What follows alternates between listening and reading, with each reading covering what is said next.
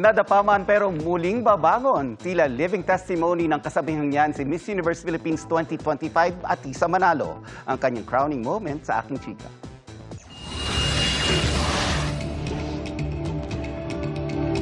The Miss Universe Philippines 2025 is Quezon Province! Congratulations! From one Manalo to another Manalo. Si Atisa Manalo ng Quezon Province ang bagong Miss Universe Philippines.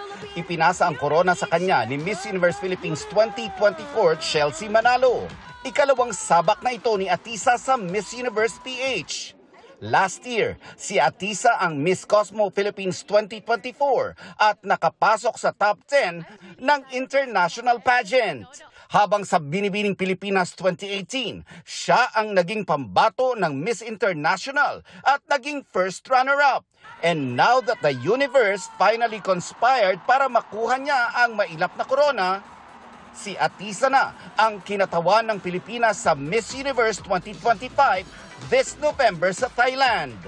I'm very happy, but I'm also overwhelmed. Parang hindi pa nagsisink in masyado sa akin. Finally, I'm so happy. Thank you for all the support and love. I really felt it all throughout.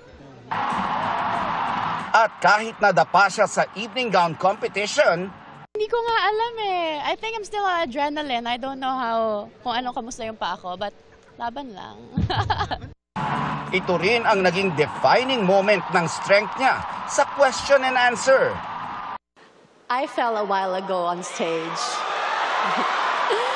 And the thing with me is, whenever I fall in life, I always make sure I come back stronger. Last year, I was here on this stage, and for the second time this year, I'm here putting everything on the stage to be Miss Universe Philippines. First runner-up si Winwin Marquez. Si Iliana Marie Aduana ang second runner-up. Chelsea Fernandez ang Miss Cosmo Philippines 2025. Si Gabriela Carvalho ang Miss Eco International Philippines 2025. At Miss Supranational Philippines 2025 si Katrina Liegado.